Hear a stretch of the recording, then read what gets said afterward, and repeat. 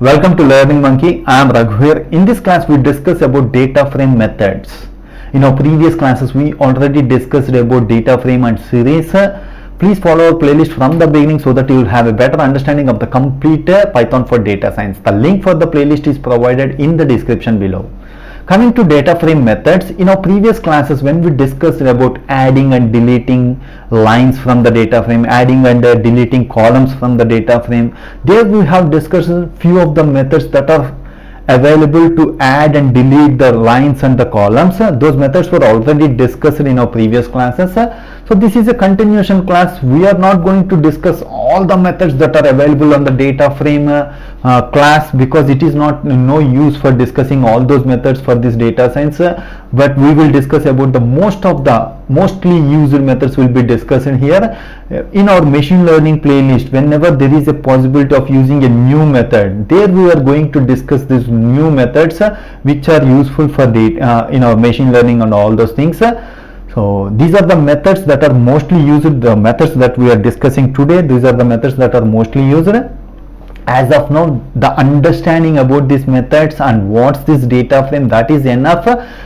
During the practice in our machine learning and deep learning, you will understand the remaining methods. One or two will be there in our situations, whatever the situations we use that, there we will discuss about those methods. But our suggestion is take a look at all the methods, what are the method headings, at least the names of the methods, at least read the sentence for what purpose this method is used. You take a look at the documentation. We have already shown in our previous classes how to check the documentation to get a good clarity about what's data frame and those methods.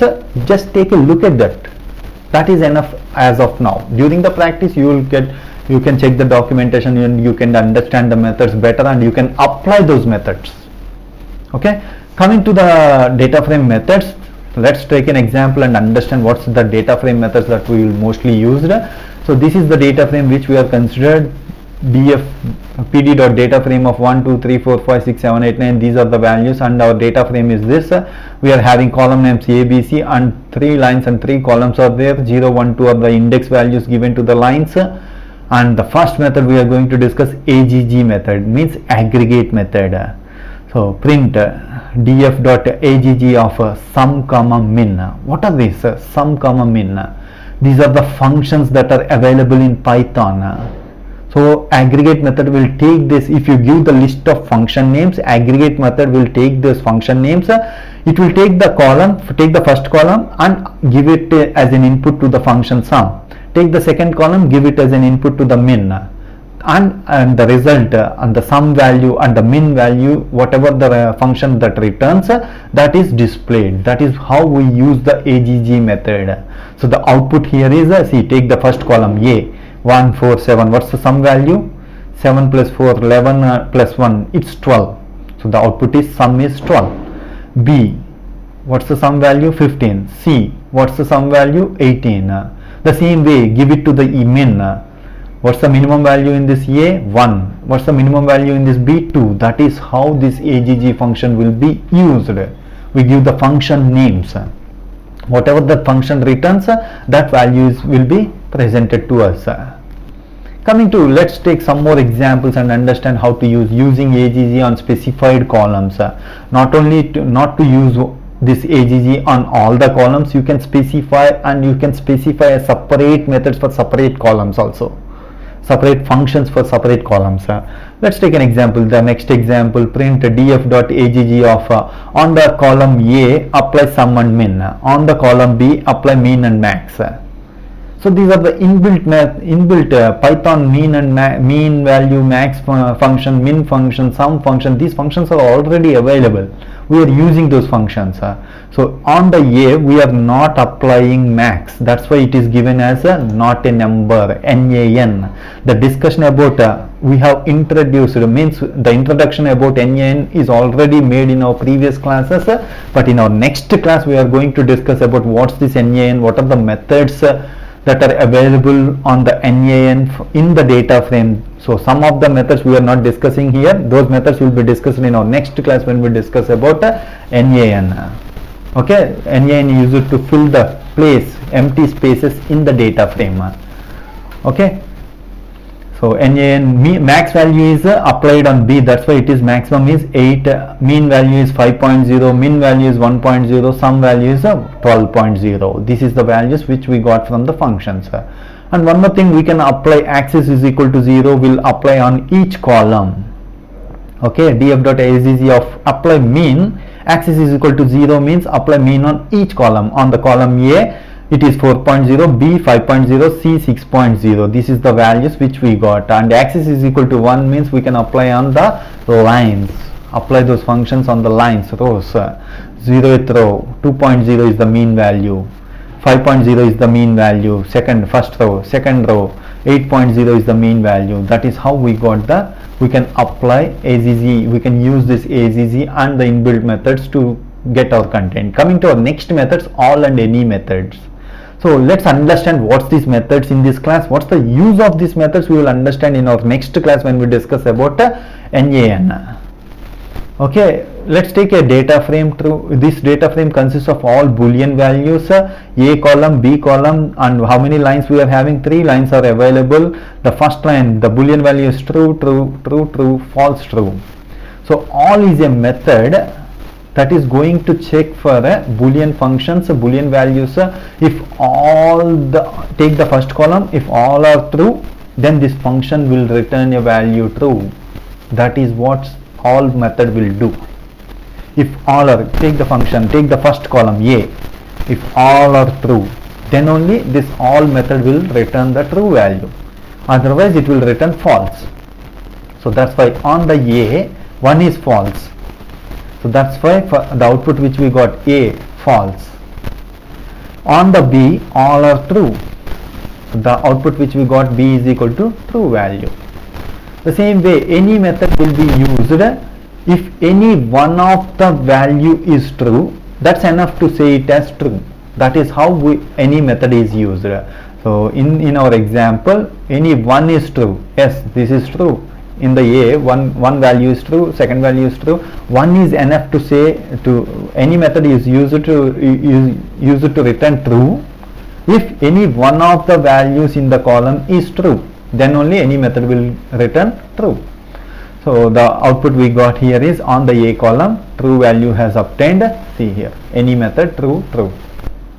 Coming to the next one, print df dot all of axis is equal to 1. The same way we applied, by default it's applied on, if axis is equal to 0 it will apply on columns, if axis is equal to 1 it will apply on the lines. That is how we use the all and any methods. What's the use of these methods we will understand in our coming class, next class, when we discussed about NaN. Coming to the next method, append method. We already discussed about this method in adding or removing rows in a data frame class. In order to add 2 data frames, we use this method, append method. That's why we are not discussing about this, but we listed it because these are the mostly used methods on data frames. That's why we have listed it here, because the discussion is made already in our previous classes. We are not going to discuss apply and as type method. These are also discussed previously. Drop method is also discussed in adding and removing rows in a data frame. Coming to the next method, drop duplicates. This method is used to delete the duplicate lines from the data frame. Let's take an example. This is our example 1 2 3 4 5 6 7 8 9 7 8 9. Means this is a duplicate line. 7 8 9 is a duplicate line. We can delete these duplicate values. This is used mostly in data cleaning. So when you got the data, you have to eliminate the data duplicate values. So in those situations we can use this method, drop duplicates of. When you apply this drop duplicates method, so it is deleting. It is deleting. 7 8 9 is mentioned only one time. It deleted the duplicate value. Okay. And coming to the next example, in the same drop duplicates, take this example. In this example, what's the values we are having? 1 2 3 4 5 6 7 7 9 7 8 9. So we are drop duplicate, subset is equal to option. So what's this subset value will take? It will take the subset of columns. We are taking the subset of columns. Here we are considering only A and B. We have to eliminate duplicates based on column A and column B. We have to check only column A and column B 1 2 4 5 7 7 7 8. Do you have any duplicates here on column AB? No. So that's why our output shows all the lines. There are no duplicates. But when you apply an A and C, when you apply drop duplicate subset is equal to AC means so subset parameter is used to mention subset of the column names. So here 7 9, 7 is A, C is 9. The same way 7 is A and 9. We are having a duplicate value. So that's why it is going to remove 7 8 9. It is going to keep only one value. Okay, coming to our next example. See here, drop duplicates of subset AC, keep last. What's the meaning of this parameter keep is equal to last? You can say it as keep is equal to last, you can say it as keep is equal to first. Keep is equal to last means you have to keep the last record. In our example 7 9 7 9. Keep the last one. What's the last one? 7 8 9 is the last one. So what's the use of this keep parameter? Suppose if you are working on a everyday sales data set, if you want to keep the latest record, keep the last one.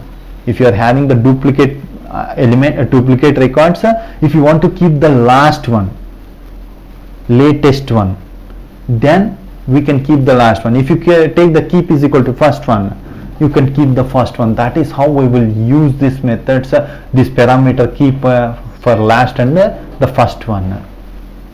Coming to the next example, drop duplicates, keep is equal to last and ignore index is equal to true. By default this will be false. So ignore index is equal to true means whenever you keep this option ignore index is equal to true, see here whenever we deleted the lines, what's the index values? 0 1 3. It is not in the sequence. This option we already used in our previous classes methods.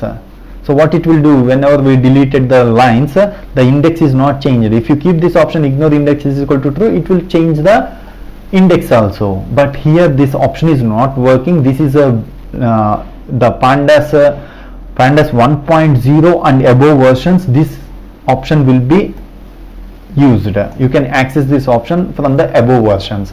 In order to show the difference, we are showing the message also. So you can use this option from the above versions, 1.0 and above versions. We can use these options.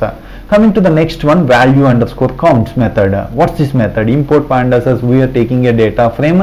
In this data frame we are having A, B, C and these are the columns which are available on the data frame. And in this we are taking df of A, column A, df of A means we are taking a column. In our last class we discussed that when you take a column of the data, it will consider it as a series. This value underscore counts is a method in the series class. So what this method will do, it will take the df of A means 8th column will be considered 1 4 7 7. 7 how many times are there? 2 times. So 7 count is 2. Distinct elements count will be output in the values underscore count. What's that? Distinct elements count. 7 how many times? 2 times. 1 how many times? 1 time. 4 how many times? 1 time. So this is what the value underscore counts will be done using series object. But in the later versions 1.0 and above, this value underscore counts method is available on the data frame also. If you keep it as df.value underscore counts, it will count the distinct element counts. We can use it on the data frame also. In the latest versions it's available. And coming to the next one, head and tail methods. Head method, see this is our data frame. So if your data frame consists of 1 lakh records, if you want to check how our data will be, what are the columns that are present in the data, no need to display all the data in the data frame. You can display only head of 2 means the topmost 2 elements will be displayed in the data frame. By default, if you take it as head of, by default the value will be 5. So here we have mentioned, because we don't have those many lines, we are going to display only 2. That's why we have mentioned head of 2. By default this will be 5. Head of means it will display the topmost 5 lines.